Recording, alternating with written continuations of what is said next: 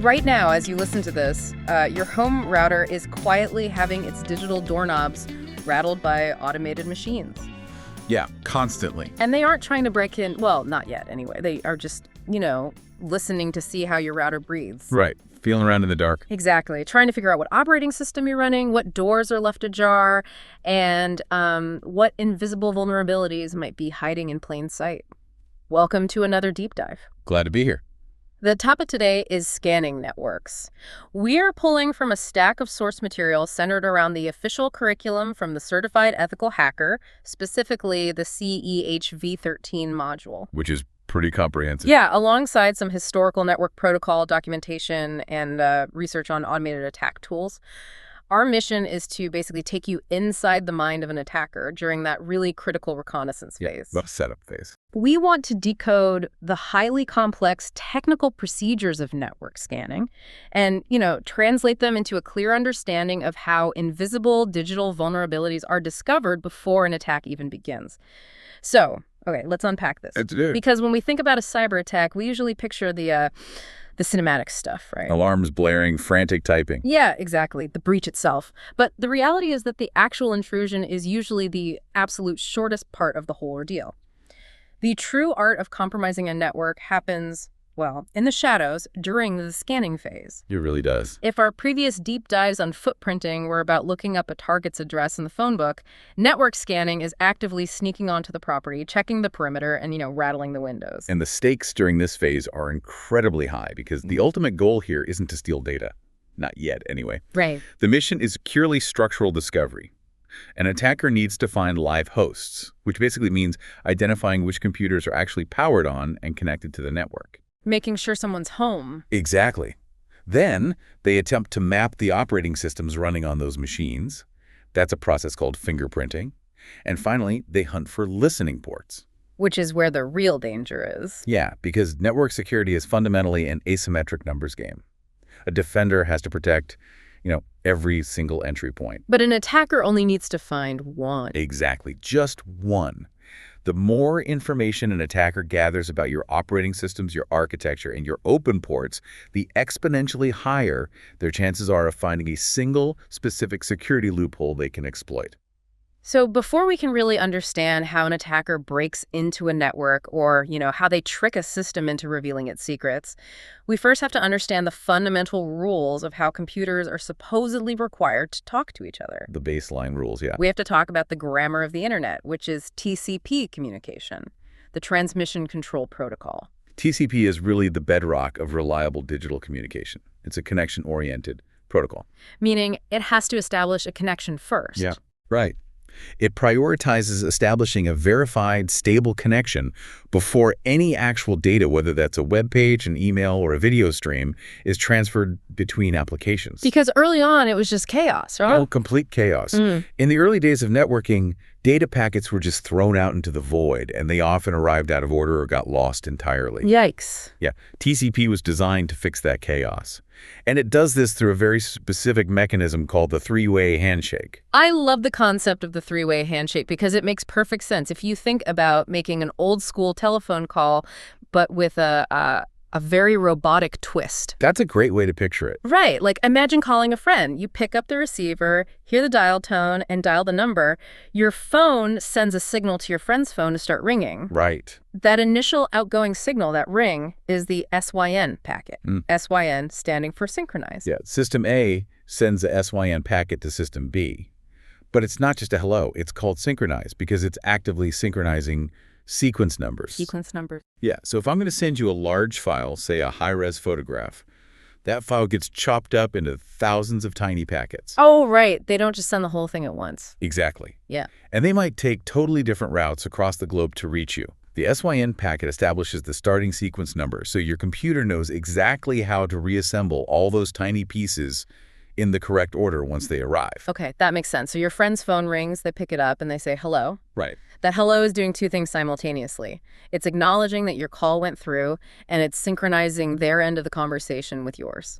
Exactly. In the digital world, System B responds with a sonic packet, synchronize and acknowledge. And then to complete the handshake, System A has to confirm that it heard the hello. Now, in human conversation, you would just start talking at this point, right? Yeah, you just jump right in. But computers require explicit verification. Right. So System A sends back a final ACK or acknowledge packet. It's essentially saying, I acknowledge your hello.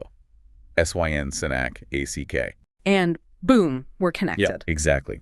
Once that third step happens, the connection is formally open.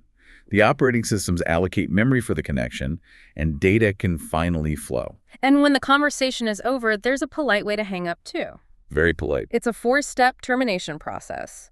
One side says, I'm done with a FIN packet for finish. The other side says, I hear you, with an ACK. Right. Then that second side wraps up its own processes and says, I'm done too, with its own FIN packet. And the first side gives a final ACK. It's a very orderly teardown. Yeah, and all of this politeness is governed by 6 specific control flags in the TCP header. Think of them as like tiny 1-bit switches that manage the state of the connection. Yeah, we've mentioned SYN, ACK, and FIN. Right, but there's also RST, or reset, which abruptly drops the connection if there's some fatal error. Just pulls the plug. Exactly. Then you have PSH, or push, which tells the receiving system to bypass the buffer and process the data immediately. And URG, or urgent, which flags the data as a high priority, jumping the queue. And what's fascinating here is why these flags matter to an attacker. Right. See, these flags were designed by early network engineers to ensure stable, error-free communication across a really chaotic internet. They assumed everyone operating on the network was playing by the rules. A fatal assumption. Completely. Mm-hmm. An attacker views these flags entirely differently. They see a playground for manipulation. Because they can just flip those switches however they want. Exactly. They want to combine these flags in ways they were never intended to be combined, exploiting the rigid rules of TCP to trick a target server into coughing up illegitimate information without ever establishing a full legal connection. Okay, so with those TCP rules firmly in mind, let's look at the first active step an attacker takes once they've targeted an organization, which is host discovery. Yeah, figuring out who is actually home. Right. An attacker might have a target network consisting of, thousands of IP addresses, but they don't know which ones are active servers, which ones are smart thermostats, and which ones are just, well, empty space. Host discovery is basically a digital roll call. Okay. The most traditional way to perform this is with an ICMP echo ping. You send an Internet Control Message Protocol packet, just a simple ping to a target IP address. It's the digital equivalent of shouting, is anyone there, into a dark room. That's exactly it. If a host is alive, the standard protocol dictates it automatically sends an ICMP echo reply back. And to map a whole network. An attacker performs a ping sweep, automating those requests across an entire range of IP addresses to see who answers. Okay, wait, hold on. Yeah. If I'm a network admin and I know that hackers use ICMP pings to map out networks, my very first move is going to be opening my firewall settings and creating a rule to block all incoming ICMP traffic. Sure. Like, nobody gets to ping my servers. Doesn't that just stop the attacker in their tracks? That's a great point. And dropping standard ICMP traffic is definitely the baseline for modern network administrators. But firewalls are just filters. Right. And attackers simply change the shape of the water they pour through them. If standard ICMP is blocked, an attacker might pivot to an ARP ping scan. Yeah, ARP stands for Address Resolution Protocol. If an attacker has managed to gain a foothold inside your local area network, your IPv4 LAN and ARP scan is devastatingly effective. Really? How come? Because it doesn't rely on IP routing at all. Instead, it broadcasts a request asking for the physical MIC address of a device. And the MC address is like the hard-coded serial number of the network card itself, Yeah, right? exactly. So why doesn't the firewall just block the ARP request too? Because ARP is the foundational layer of local trust. The local network literally relies on ARP to function at all. Oh, I see. Yeah, a firewall blocking ARP would be like a building security guard refusing to let the company's own employees speak to each other in the hallway. The whole business would just grind to a halt. Right. The firewall has to let ARP traffic pass, meaning the attacker scan slips right under the radar. Okay, but what if the attacker is outside the network, sitting across the world, and they can't use local ARP requests? What then? Well, they alter their probes again. If your firewall is strictly filtering standard TCP and ICMP traffic, the attacker might try a UDP ping scan. UDP? Yeah, they send a user datagram protocol packet to a highly uncommon, totally obscure port. Now, UDP is connectionless, meaning it doesn't bother with the three-way handshake we talked about. So no polite hellos? None. If the target host is offline, the packet disappears into the void and nothing happens. But if the host is alive, and that weird port happens to be closed, Which it probably is. right, the target machine's operating system will frequently generate an automatic ICMP port unreachable error message. Oh, wow. So by triggering and catching that specific error message, the attacker confirms the machine is alive, totally bypassing the rule that blocks standard pings. Exactly. They can also use TCP/SYM pings, probing different ports simultaneously without ever completing a connection, or even ICMP timestamp pings. Timestamp pings. Yeah, which query the target system clock rather than asking for a generic echo. Administrators constantly block echo pings, but routinely forget to block time synchronization queries. That is wild. And we're talking about probing networks that could have, what, tens of thousands of potential IP addresses? Easily. An attacker isn't sitting at their keyboard manually typing out these intricate ping requests one by one. The source material highlights two primary weapons for this. Nmap and HBing3. Right. Nmap, or Network Mapper, which is essentially the gold standard security scanner for finding hosts and detecting operating systems, and Hackerv3, which is a deeply powerful command line tool used for custom packet crafting. Yeah, and historically there was a massive barrier to entry here. You had to be a huge nerd, basically. Pretty much. You had to be deeply technical to use these tools. You had to memorize incredibly complex syntax, flag combinations, command line arguments. The learning curve was steep. Very steep. And it acted as a natural filter. Not just anyone could run an evasive scan, but the integration of artificial intelligence has effectively obliterated that barrier. Here's where it gets really interesting. Yeah. Attackers are actively using AI models like ChatGPT as tactical co-pilots. Which is crazy to think about. They no longer need to read through hundreds of pages of Nmap documentation to figure out the exact string of characters needed to execute a complex evasive scan. Wait, so by removing the coding barrier, AI isn't just making hackers faster. It's essentially putting military-grade reconnaissance tools in the hands of absolute beginners. Precisely. Like, the source documents detail how an attacker can just open an AI prompt and type a plain English request. They can say, write a command for Nmap to run a fast but comprehensive scan against a list of targets in this text file, keep the terminal completely quiet so I don't get overwhelmed with data, and save only the vulnerabilities to a separate file. And the AI instantly translates that intent into the exact flawless syntax required. Boom. Done. It configures the tool to set an aggressive timing template to speed up the scan, instructs it to pull the targets from a hidden input list, outputs the parsed results cleanly into a secondary document, and sets the verbosity to 0. That last part is crucial, right? Yeah, setting verbosity to 0. Oh, absolutely. It suppresses all the raw, chaotic output on the screen, keeping the attacker's terminal clean and focused only on actionable intelligence. And it does the exact same thing for packet crafting. I mean, an attacker can just ask the AI to build an Hackerv3 command that sends an ACK scan directly to port 80 of a specific target, and the AI just hands back the ready-to-fire weapon. You literally do not need to understand how the syntax works under the hood anymore. You just dictate the strategy, and the AI handles the execution. What used to take a novice several hours of trial, error, and, reading manual pages, now takes, what, 3 seconds? 3 seconds. It dramatically accelerates the reconnaissance phase and democratizes access to highly advanced scanning methodologies. So, okay, you've used your AI copilot, you've shouted into the dark with your ping sweeps, and you've mapped out the shapes of the houses that shouted back. But knowing a house is there doesn't get you inside. No, it doesn't. The next logical step is finding out which windows are open. And this brings us to port scanning. We are looking for active listening services. Right, the open doors and windows. When a server is running a service like, say, file transfers over port 21 or HTTP web traffic over port 80, that port is considered listening. It has a background program actively waiting for a connection request. And at this stage, the attacker has to make a strategic choice between absolute reliability and stealth. Okay. The most reliable method is the TCP connect scan, which is frequently referred to as a full open scan. A full open span. In this scenario, the attacker system initiates the connection and completes the full three-way handshake we broke down earlier. SYN, CYNAC, ACK. Right, the polite hello. If the port is open and listening, the target machine completes the handshake. But immediately after the connection is established, the attacker sends an RST, a reset packet, to tear the connection down before any actual data is exchanged. Going back to our building analogy, this is like walking right up to the front door of a secure facility, shaking the door handle, realizing it opens, pulling out your ID, signing your actual name in the security guard's logbook, and then just turning around and walking away. That's exactly what it is. You know definitively that the door is unlocked, but everyone in the building knows you were there. And that is the defining flaw of the full open scan.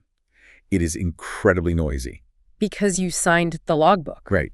Because the connection was legally completed according to the rigid rules of TCP, the application layer of the target's operating system logs the interaction. So the network intrusion detection systems, the firewalls, the server logs, they all record the attacker's IP address. Yes, because a fully qualified connection was made. Which brings us to the stealth scan, or the half-open scan. The stealth scan leverages those exact same TCP rules but weaponizes them against the system. The attacker sends the initial SYN packet. Okay. The target, if the port is open, replies with a SYNACT, just like normal, waiting for that final acknowledgement. Waiting for the AC. But instead of sending the final ACK to complete the handshake, the attacker abruptly sends an RST reset packet. Oh. They tear down the connection before it's ever truly established. It's like sneaking up to the building, checking if the door's unlocked, but pulling your hand away right before the security camera clicks to take your picture. Yes. And the underlying mechanism is what makes it so effective. Because the three-way handshake was never technically completed, the connection never reaches the application layer of the target server. So what happens to it? The underlying network stack handles the RST packet and simply discards the connection attempt. Therefore, the operating system usually doesn't log it at all. Wow. So the attacker successfully maps the open port, but leaves virtually no trace in the standard application logs. Very little trace, yes. But, I mean, cybersecurity is an eternal arms race, right? Yeah. Firewalls and intrusion detection systems, IDS, eventually got much smarter. They did. They started recognizing the behavioral pattern of those half-open stealth scans. They started flagging that sudden SYN followed immediately by an RST from the same IP address. Right, because normal traffic doesn't do that. So attackers had to get weirder. And this brings us to inverse TCP flag scans, which honestly just breaks my brain a little bit when trying to follow the logic. Inverse scans are beautifully counterintuitive. That's one word for it. As IDS systems got better at catching standard probing, attackers realized they couldn't rely on normal handshake behavior at all. They decided to probe a target by sending packets that purposefully violate the rules of TCP communication. Violate the rules how? They do this by sending packets with unexpected combinations of flags, or sometimes no flags at all. The source material details the NOL scan, where an attacker sends a completely blank TCP packet with 0 flags set. Just a completely empty envelope. Exactly. And the logic behind this relies on a very old foundational networking standard called RFC 793, published back in 1981. 1981. Yeah, ancient history in tech terms. This standard rulebook was written under the assumption that everyone on the network was a friendly academic, not a malicious threat actor. According to RFC 793, if a device receives a TCP packet directed to a closed port, and that packet doesn't have the standard SYN, FIN, or RST flags, the device is obligated to respond with an RST packet. It's essentially the server saying, hey, this packet makes no sense and this port is closed anyway, so go away. Exactly. Okay, but what if the port is actually open? If the port is open, the RFC 793 rulebook dictates that the system shouldn't respond with an error. It assumes the bizarre packet is just a random network glitch. So the open port simply drops the weird packet and stays completely silent. Wait, let me make sure I'm wrapping my head around this. If an attacker sends a totally broken, nonsensical packet and the server says absolutely nothing in return, that dead silence is the exact signal the attacker is listening for. Yes. That silence is how they know the door is wide open. That feels entirely backward. That is the exact inverse logic that defines the technique. The attacker isn't listening for a hello. They are actively listening for the absence of a go away. Wow. And the most famous or infamous version of this technique is the Xmas scan. The Christmas scan, which sounds festive, but the mechanism behind it is a literal digital paradox. Yeah, in an Xmas scan, the attacker takes a TCP frame and turns on the FEN, URG, and PSH flags, all at the exact same time. Okay. Now think about what those flags mean. FIN means I'm finished communicating. Right. URG means process this data urgently right now. And PSH means push the buffer data through immediately. You cannot logically tell a system I am leaving, pay attention to me immediately, and push all data simultaneously. It's a structural paradox. It is. The packet is said to be lit up like a Christmas tree. hence the name. And because it's a malformed paradoxical packet, if the port is closed, the target obeys the 1981 rulebook and sends back that RST rejection. Correct. But if the port is open, it gets confused by the paradox, drops the packet, and stays completely silent. Exactly. It bypasses the three-way handshake entirely and slips right past older intrusion detection systems because those systems are only programmed to look for SYM packets trying to initiate a connection. But this raises a critical limitation that the curriculum points out regarding inverse scanning. It is. This entire methodology, the NELL scans, the XMIS scans, relies entirely on the target machine, strictly adhering to that original RFC 793 rulebook. And as we know, not every operating system plays by the exact same rules. Specifically, Microsoft Windows. Ah. Yeah, the TCP/IP network stack, implemented in Microsoft's Windows operating systems, completely ignores the RFC 793 standard when it comes to this specific quirk. Really? Yeah. If you send a paradoxical XMIS scan to a Windows machine, Windows does not care whether the port is open or closed. It evaluates the malformed packet, decides it violates protocol, and responds with an RST packet universally. It just resets the weird connection across the board. Right. Therefore, an XMIS scan is completely useless against a Windows environment. It only works against UNIX and Linux-based systems, which strictly adhere to the BSD networking code standards laid out decades ago. That is fascinating. So let's take a step back and look at the journey we've been on.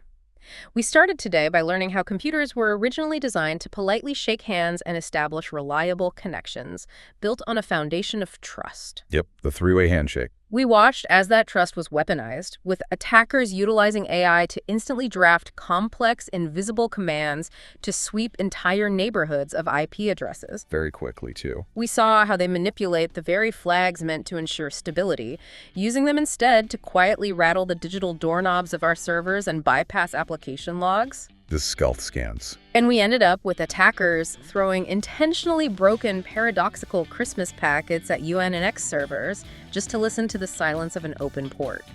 It is a highly aggressive, meticulously calculated game of digital cat and mouse. It really is. And it's worth remembering that you, listening right now, out on the internet, your home router, your smart TV, your company's web server, they are constantly being probed, pinged, and swept by these exact automated techniques, parsing through the darkness 24 hours a day. And if we connect all of these underlying mechanisms to the bigger picture, it leaves us with something quite profound to consider. What's that? If an attacker out in the void can deduce exactly what operating system you are running just by analyzing whether your computer politely responds to a bizarre malformed packet or completely ignores it, what other tiny invisible behavioral quirks is your technology broadcasting to the outside world without you ever realizing it?